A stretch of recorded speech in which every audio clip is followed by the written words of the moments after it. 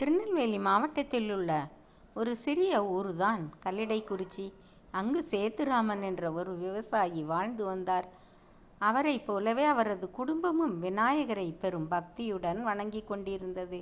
வீட்டின் நுழைவாயிலில் ஒரு சிறிய பிள்ளையார் சிலை கூட வைத்திருந்தார்.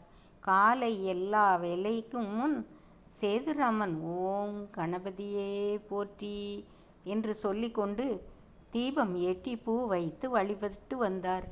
ஒரு ஆண்டு பெரும் பஞ்சம் வந்தது. பயிர் வளரவில்லை. குடும்பம் கடனில் மூழ்கியது.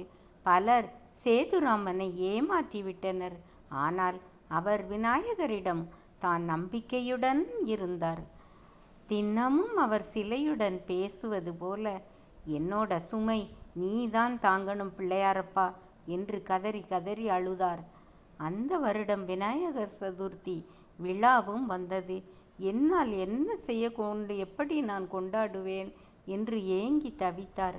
அருகில் ஒரு சிறு பையன் வந்து ஒரு மரத்துக்குள் இருந்த குச்சியை காட்டினான். அதை எடுத்து விநாயகர் உருவத்தில் வடிவமைத்து வீட்டின் முற்றத்தில் விநாயகர் வைத்து வழிபட்டு பூஜை செய்தார் அந்த விவசாயி. அன்று இரவில் சேதுராமனுக்கு கனவில் விநாயகர் வந்தார். விநாயகர், நீ என்மேல் வைத்த நம்பிக்கையை நான் வீணாக்க மாட்டேன் என்றார் பக்தனிடம். நாளை உன் வாழ்க்கை மாறும் என்று கூறிவிட்டு விநாயகர் மறைந்தார். அடுத்த நாள் வெளியூரிலிருந்து வந்த ஒரு தொழிலதிபர் சேதுராமனின் நிலத்தை பார்த்து அவ்விடத்தில் இயற்கை விவசாயத்திற்கு முதலீடு செய்ய போகின்றேன் என்று கூறினார். அதனுடன் சேதுராமனுக்கு வேலையும் வழங்கினார். நாள்கள் செல்ல செல்ல சேதுராமன் நன்றாக வாழ துவங்கினார். விநாயகர் சிலைக்கு ஒவ்வொரு சதுர்த்திக்கும் பச்சை இலை கூடாரம் அமைத்து வழிபட்டு வந்தார்.